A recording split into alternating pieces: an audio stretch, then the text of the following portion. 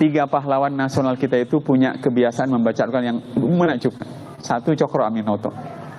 Cokro Aminoto itu berasal dari pesantren Tegalsari. Walaupun sekarang pesantren Tegalsari sudah tidak ada. Yang kedua, pesantren Tegalsari ini seluruh santrinya ikut berperang dalam perang di Ponorogo. Luar biasa. Tapi kata teman-teman Ponorogo waktu saya ke sana, Ustadz, bahkan di Ponorogo sendiri adalah santri di Tegalsari itu. Ya wajar kalau dia santrinya, bagi teman-temannya ikut berperang. Nah, Cokro Aminoto itu juga santri di situ. Saya mau sampaikan kebiasaan Cokro Aminoto membaca Al-Quran.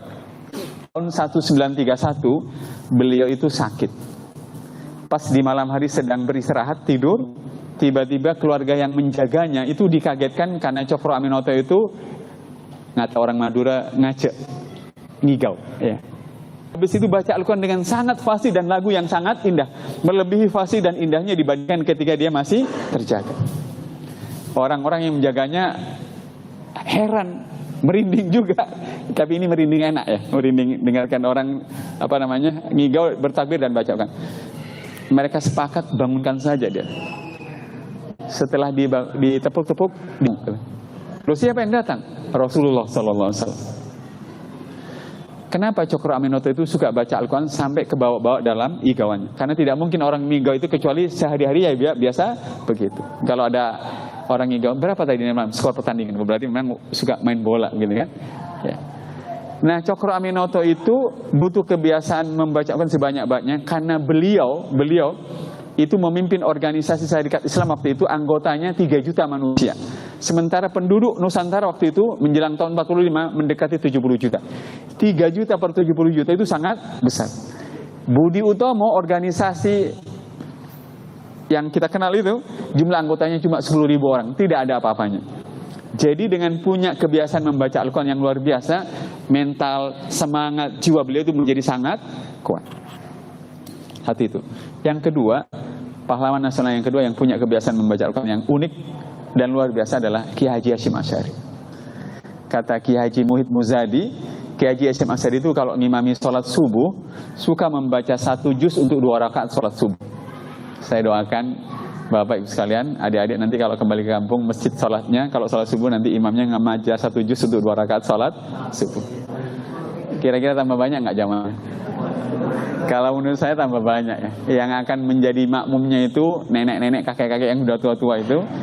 Harapannya nanti Ustaz kalau kami mati berdiri karena kelamaan, matinya husnul khotimah. Pertanyaannya adalah kenapa Kiai Haji Hasyim Asy'ari itu butuh banyak Al-Quran sebanyak-banyak? Karena nggak mungkin di luar sholat bacaan sedikit lalu pas sholat menjadi banyak. Nggak, pasti kebalikannya. Di luar sholat jauh lebih banyak dan ketika sholat pasti banyak.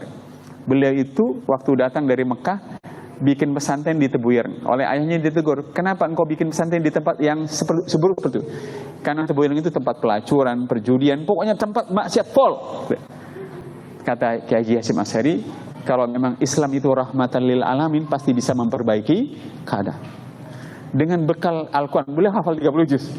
Dengan Quran yang ada di dadanya, beliau bisa menghadapi kerasnya kehidupan sosial yang di Tebuyereng yang penuh dengan kemaksiatan. Saya juga yakin kalau kita punya Al-Quran di dada kita, kita siap berhadapan dengan situasi paling berat sekalipun. Bukan untuk mengatakan jahiliyah, dosa, enggak. Justru menghadapinya dengan kesabaran, pergaulan, menyapa manusia dan segala macam.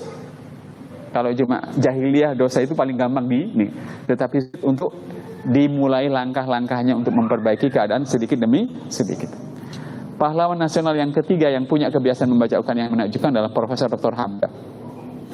Beliau itu waktu di penjara selama 2 tahun 4 bulan di zaman presiden pertama, beliau itu menghatamkan Al-Quran 150 kali. Dan selama 2 tahun 4 bulan bisa menulis 28 juz tafsir Al-Asr. Yang kalau dia di luar penjara kata dia butuh 20 tahun. Beruntung saya di penjara. Hebatnya Profesor Dr. Hamka ini berseteru dengan 3 orang, 3-tiganya itu dimaafkan. Satu dengan Soekarno, ya, yang menjarakan dia Soekarno. Waktu Soekarno mau meninggal, dia berpesan, nanti kalau saya meninggal tolong yang mensolatkan jenazah minta Hamka. Dan Hamka mau mensolatkan jenazah. Yang kedua Profesor Dr. Muhammad Yamin, pahlawan nasional kita yang lain. Mereka berdua berseteru di sidang-sidang konstituante. Hamka ingin Islam menjadi dasar negara, Yamin ingin tetap Pancasila sebagai dasar negara. Waktu mau meninggal, Yamin berpesan, tolong nanti kalau saya meninggal minta Hamka agar mentalkin saya. Satu. Dan yang kedua, kalau saya sudah meninggal tolong jenazah saya antarkan, karena khawatir rakyat Sumatera Barat itu akan menolak Muhammad Yamin, kan Muhammad Yamin itu yang menentang pemberontakan PRRI Parmesta. Pemberontakannya rakyat Sumatera Barat atas ketidakadilan Soekarno waktu itu. Begitu Yamin sakit dan mulai nazak, Hamka berkenan mendampingi dan menuntunnya mengucapkan kalimat tauhid. Dan begitu sudah meninggal, beliau mengantarkan jenazahnya ke sana. Coba bayangkan. Orang yang ketiga di sana di Sumatera Barat, Yamin bahkan bukan ditolak, bahkan diterima dengan cara yang luar biasa. Orang ketiga yang berseteru dengan Hamka adalah Pramudia Annatur, sastrawan komunis.